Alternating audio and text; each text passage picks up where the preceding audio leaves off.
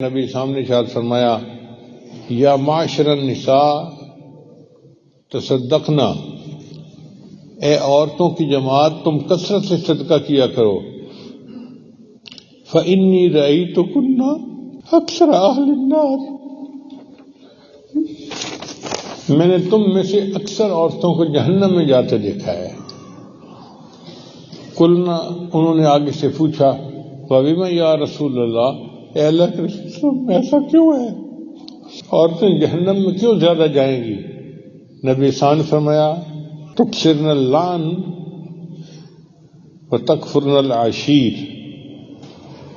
کہ یہ عورتیں لعن طعن زیادہ کرتی ہیں، اکثر چیزوں کے اندر عیب جوئی کرنا، نکتہ چینی کرنا، یہ عورتوں کی عادت بہت زیادہ ہے۔ کوئی چیز ان کے سامنے پیش کر دو، کوئی نہ کوئی اس کے میں سے عیب نکال ہی دیں گی۔ تو فرمایا ایک تو لعن طعن زیادہ کرتی ہیں،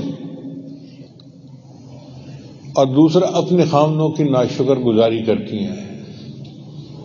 اور واقعی یہ علامات تو ہم نیک اور دیندار عورتوں میں بھی دیکھتے ہیں۔